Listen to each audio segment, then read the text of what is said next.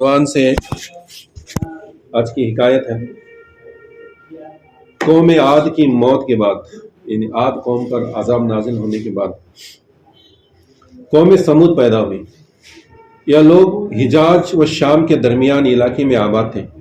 ان کی عمر بہت بڑی ہوتی تھی۔ پتھر کے مضبوط مکان بناتے، وہ ٹوٹ پھوٹ جاتے مگر مکین بدستور باقی رہتے۔ یعنی اللہ نے ان کو بڑی عمر عطا فرمائی تھی، صحت عطا فرمائی تھی، تندرستی، طاقت عطا فرمائی تھی۔ یہ بڑے بڑے پتھروں کے مکان بناتے تھے۔ پتھروں کے مکان ٹوٹ جاتے تھے لیکن انہیں موت نہیں آتی تھی، یعنی بہت لمبی عمر ان کو اللہ نے عطا فرمائی تھی۔ جب اس قوم میں بھی اللہ کی نافرمانی شروع ہوئی تو اللہ نے ان کی ہدایت کے لیے حضرت صالح علیہ السلام کو مبعوث فرمایا۔ قوم نے انکار کرنا شروع کیا۔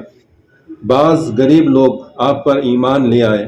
ان لوگوں کا سال کے بعد ایک ایسا دن آتا تھا جس میں یہ میلے کے طور پر ایک عید منایا کرتے تھے۔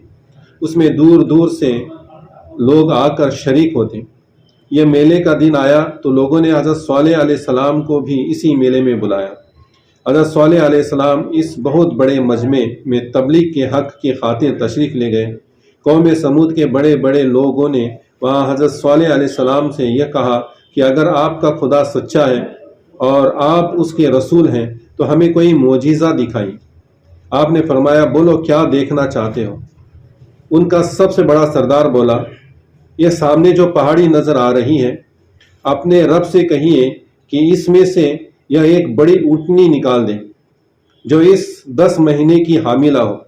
حضرت صالح علیہ السلام نے اس پہاڑی کے قریب آ کر 2 رکعت نماز ادا کی، دعا کی تو وہ پہاڑی لرزنے لگی۔ تھوڑی دیر کے بعد وہ پہاڑی پھٹ گئی اور اس میں سے سب کے سامنے ایک اونٹنی نکلی جو حاملہ تھی۔ پھر اسی وقت بچہ بھی جنا۔ اس واقعے سے قوم میں حیرت پیدا ہوئی۔ کچھ لوگ مسلمان ہو گئے اور بہت سے اپنے کفر پر قائم رہے۔ یہ حکایت بھی قرآن مجید میں قرآن کریم پارہ نمبر 8 رکوع 17 روح البیان جلد نمبر 1 صفحہ 72 پر ہے۔ اس سے سبق کیا ہے؟ انبیاء علیہ السلام کے معجزات حق ہیں۔ اللہ تعالیٰ ہر بات پر قادر ہے۔ انبیاء علیہ السلام کے معجزات کا انکار کرنا کافر ہے، کفر ہے۔ موسیٰ علیہ السلام کے بعد جو دوسرے نبی آئے ان میں صالح علیہ السلام کا یہ معجزہ تھا۔ صالح علیہ السلام نے بہت بڑے مجمع میں، جب ان کا میلے کا دین تھا، بہت لوگ تھے، سب کے سامنے توحید کا پرچم بلند کیا، کہا کہ ایک اللہ کی عبادت کرو، بت پرستی چھوڑ دو۔ تو لوگوں نے نہیں مانا، کہنے لگے اگر تم اللہ کے رسول ہو تو کوئی معجزہ چمتکار دکھاؤ۔ انہوں نے کہا تم کیا دیکھنا چاہتے ہو؟ تو ان کے بڑے سردار نے کہا کہ اس پہاڑ کے اندر سے اگر ایک زندہ جانور اونٹنی نمودار ہو جائے اور وہ بھی حاملہ تو ہم مان لیں گے کہ تم رسول ہیں۔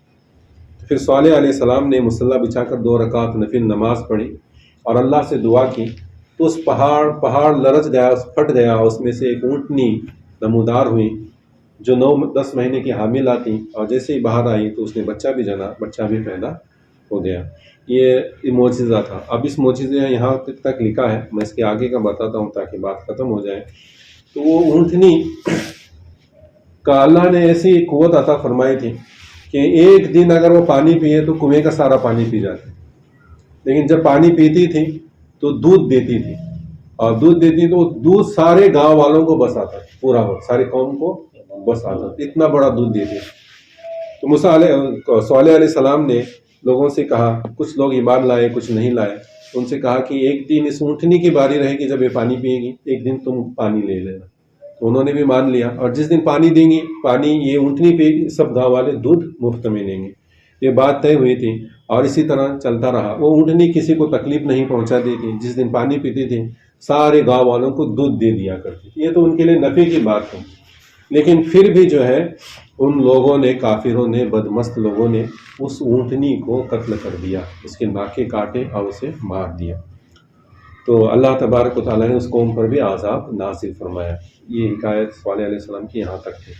اب اس کے آگے کی بات یہ ہے کہ حضور صلی اللہ تعالیٰ علیہ وسلم نے ایک مرتبہ فرمایا کہ دنیا میں سب سے بدترین شخص 2 ہیں۔ دنیا میں سب سے بدترین شخص 2 ہیں۔ ایک وہ جس نے صالح علیہ السلام کی اونٹنی کو بنا وجہ کے قتل کیا، اور دوسرا وہ جو ہے حضرت علی جو تجھے قتل کرے گا بنا وجہ۔ حضرت علی رضی اللہ تعالیٰ عنہ بھی لوگوں کے لیے صرف نفع کا کام کیا کرتے تھے، کسی کو آپ نے کبھی تکلیف نہیں پہنچائی۔ جب آپ خلیفہ بنے تو لوگوں کی خدمت کی، اور جب خلیفہ نہیں تھے تو اس وقت کیا کیا؟ تو اس وقت آپ نے 120 کنویں اپنے ہاتھوں سے کھودے ہیں، پانی 120 کنویں، باوڑیا جسے ہم کہتے ہیں، اپنے ہاتھوں سے کھود کر آپ نے کنویں بنائے اور لوگوں کے لیے پانی وقف کر دیا، فری میں کر دیا۔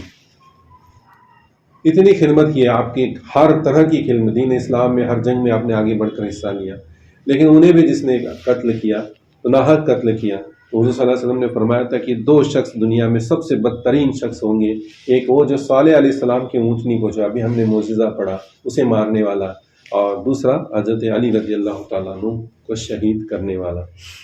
تو اس سے ہمیں پتہ کیا چلتا ہے کہ جو لوگ صرف دین کا کام کرتے ہیں، لوگوں کو نفع پہنچانے کا کام کرتے ہیں، ان کے چاہنے والے بھی بہت ہوتے ہیں، لیکن ان کے ساتھ دشمنی کرنے والے بھی لوگ ہوتے ہیں، اور دشمنی میں وہ نقصان کر جاتے ہیں، اور ان کے نقصان کی وجہ سے قوم کا بھی نقصان ہوتا ہے اور ان کا خود کا بھی نقصان ہوتا ہے۔ اب صالح علیہ السلام کی اونٹنی کو جس نے قتل کیا، اس کا تو خود کا نقصان ہوا سو ہوا، ساری قوم کا نقصان ہوا، کہ ساری قوم کو وہ جو اونٹنی ہے دودھ دیا کرتی تھی، وہ دودھ بند ہو گیا اور قوم پر عذاب بھی نازل ہوا۔ بہرحال اللہ تبارک و تعالیٰ سے دعا ہے کہ اللہ تعالیٰ ہمیں دین کا علم سیکھنے، سمجھنے، اس پر عمل کرنے کی توفیق عطا فرمائے۔ وما علینا الا البلاغ المبین۔ وآخر